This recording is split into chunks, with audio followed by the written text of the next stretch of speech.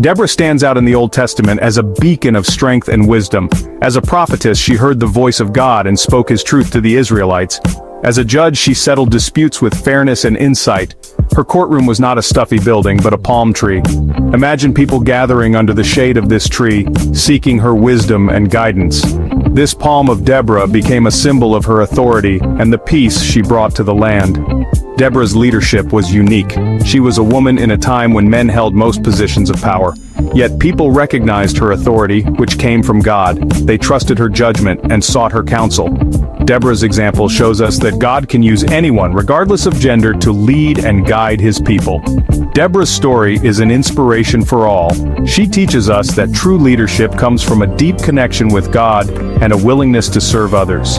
Deborah's life is a testament to the power of faith and the impact one person can have on the world. Her story is especially encouraging for women. Deborah's example reminds us that God sees the potential in each of us and equips us to fulfill our calling, no matter how challenging it may seem. Deborah's legacy continues to empower women to embrace their God-given gifts and make a difference in their communities and the world. For 20 long years, the Israelites had endured the cruel tyranny of King Jabin and his commander Sisera. Jabin's reign was marked by oppression and violence, casting a dark shadow over the land of Israel. The Israelites, once a free people, were subjected to Jabin's iron fist. Their spirits were crushed under the weight of their oppression. Sisera, Jabin's commander, was a ruthless military leader. He commanded a powerful army, equipped with terrifying chariots of iron. These chariots, symbols of Jabin's might, became instruments of terror, instilling fear in the hearts of the Israelites.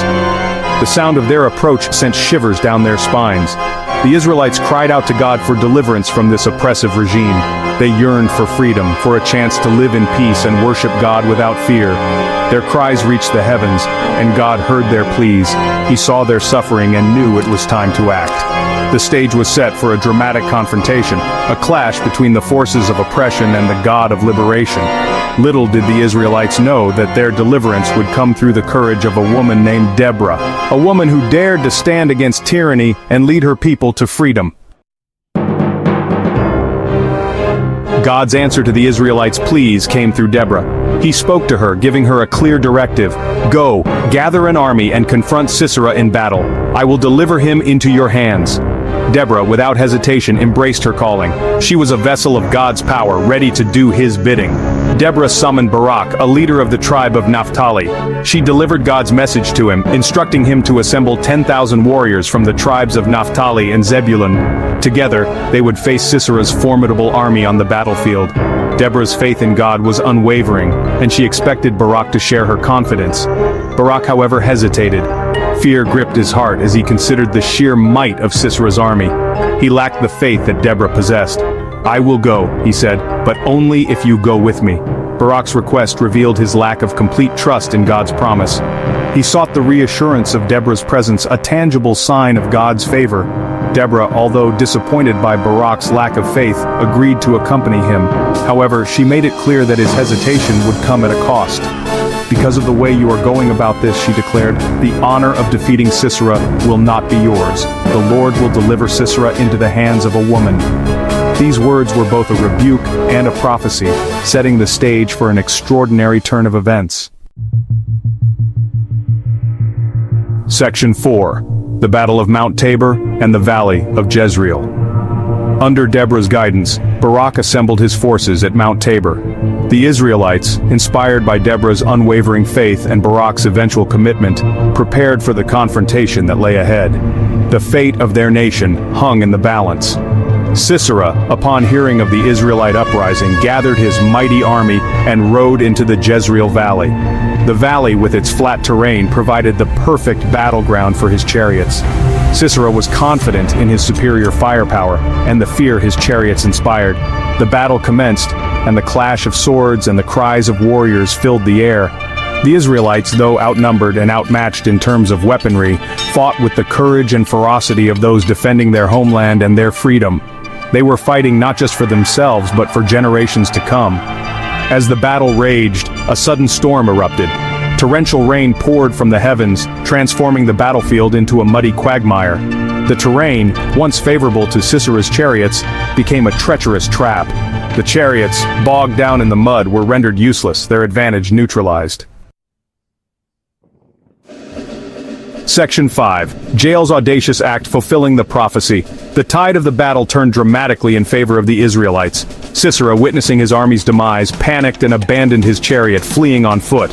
He sought refuge in the tent of a Kenite woman named Jael. Jael was known for her hospitality, and Sisera, in his desperation, believed he would find safety within her tent. Jael welcomed Sisera into her tent, offering him milk and a place to rest. Exhausted and fearing for his life, Sisera drifted off to sleep. As he slept, Jael saw an opportunity to strike a decisive blow for the Israelites.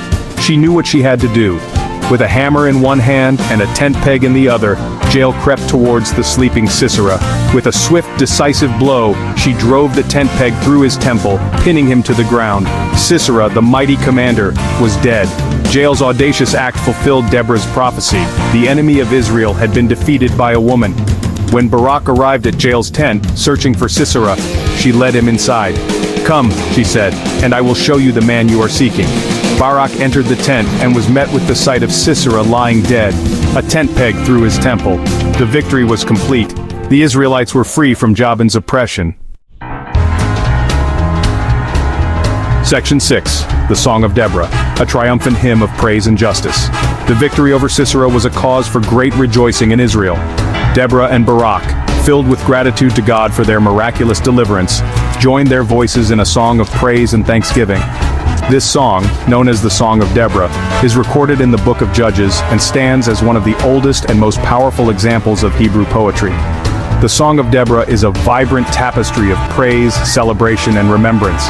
It recounts the oppression the Israelites endured under Jabin and Sisera, the courage of those who fought for freedom, and the decisive role played by God in their victory.